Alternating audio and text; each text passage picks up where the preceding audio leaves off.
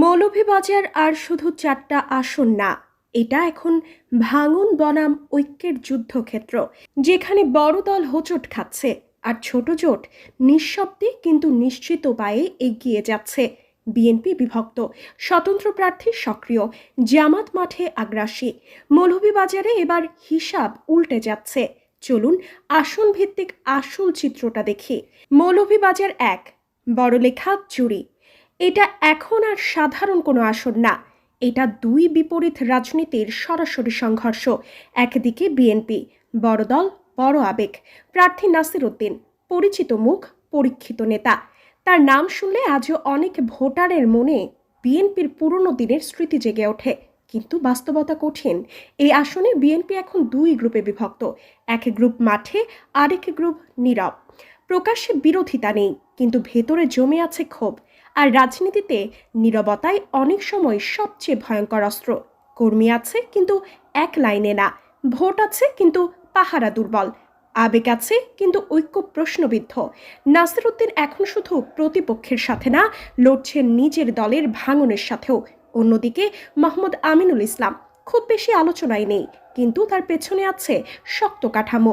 সবচেয়ে গুরুত্বপূর্ণ বিষয়, তিনি এখন আর শুধু জামাতের প্রার্থী নন, তার সাথে আছে জামাত সহ 10 দলের জোটের পূর্ণ সমর্থন। এর মানে এক সিদ্ধান্ত, এক নির্দেশ, এক লক্ষ্য। যেখানে বিএনপির জোট ভাঙে, সেখানে জোটের ভোট এক জায়গায় জমা হয়।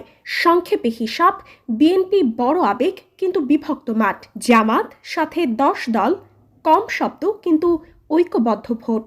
ভোটার উপস্থিতি বেশি হলে বিএনপি ঘুরে দাঁড়াতে পারে, ভোট কম হলে সংগঠিত জোট এগিয়ে যাবে। বিএনপির 10 ভোট নষ্ট হলে জোটের 1 ভোটও নষ্ট হয় না। এখানে লড়াই ব্যক্তি বনাম ব্যক্তি না, এটা ভাঙন বনাম ঐক্য। মৌলভীবাজার 2, নীরব মাঠ কিন্তু ভেতরে জমে আছে উত্তেজনার আগ্নেয়গিরি।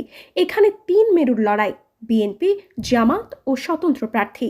বিএনপির প্রার্থী শওকতুল ইসলাম শকু, পরিচিত মুখ, দীর্ঘ রাজনৈতিক অভিজ্ঞতা, কিন্তু দলের ভেতরের বিভাজন তার বড় দুর্বলতা হয়ে দাঁড়িয়েছে।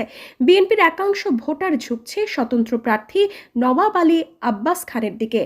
শকুর শক্তি, পরিচিত দুর্বলতা, ভোট বিভাজন। জামাতের প্রার্থী জেলা আমির ইঞ্জিনিয়ার মোহাম্মদ সাহেব আলী, শক্ত মাঠ উপস্থিতি, শৃঙ্খলাবদ্ধ কর্মী আর শেষ মুহূর্তে জোরালো মোবিলাইজেশন। শক্তি, শেষ মুহূর্তের মাঠ প্রভাব, কৌশল, ভোটার এক লাইনে আনা। মাঠের ইঙ্গিত বলছে শুরুর দিকে শকু এগিয়ে থাকলেও নওয়াব আলী আব্বাসের প্রভাব বাড়ছে, আর জামাত শেষ দিকে গতি তুলেছে। এই আসন জয় নির্ভর করছে ভোটার উপস্থিতি, বিএনপির ভোট শিফট এবং শেষ মুহূর্তের মাঠ দখলের উপর। মৌলভীবাজার 3, এখানে লড়াইটা পরিষ্কার, অতীত বনাম গ্রহণযোগ্যতা। বিএনপির প্রার্থী এম নাসির রহমান, সাবেক এমপি, সাবেক অর্থমন্ত্রী সাইফুর রহমানের পুত্র। তবে ক্ষমতার সময়কার নানা অভিযোগের কারণে জনমনে তার গ্রহণযোগ্যতা কমেছে।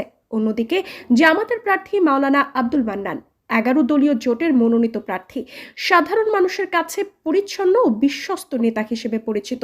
সাম্প্রতিক বিশাল মিছিল ও জনসমাগম স্পষ্টভাবে ইঙ্গিত দিচ্ছে ভোটারদের মনোভাব তার দিকেই ঝুঁকছে।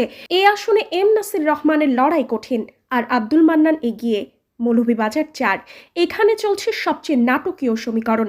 জামাত জোট সমর্থিত শেখ নূর আলম হামিদি এখন মাঠে স্পষ্টভাবে এগিয়ে।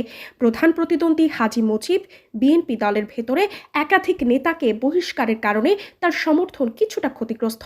আরেকদিকে বিএনপির বিদ্রোহী প্রার্থী মোহসিন মিয়া মধু, যিনি বহিষ্কৃত নেতাদের নিয়ে ভোটের মাঠে আলাদা শক্ত অবস্থান তৈরি করেছেন। এখানে বিভক্ত বিএনপি আর সংগঠিত জোট ফলে নাটকীয়তা থাকলেও হামিদের এগিয়ে থাকে স্পষ্ট। মৌলভীবাজারে এবার প্রশ্ন জনপ্রিয়তা না, প্রশ্ন ঐক্য। যে নিজের ভোট ধরে রাখতে পারবে, যে শেষ দিন পর্যন্ত এক লাইনে থাকতে পারবে, শেষ হাসিটাও তারই। আপনার মতে মৌলভীবাজারের শেষ হাসি কার? বিএনপি, স্বতন্ত্র প্রার্থী নাকি জামাতের নেতৃত্বের জোট? কমেন্টে বলুন।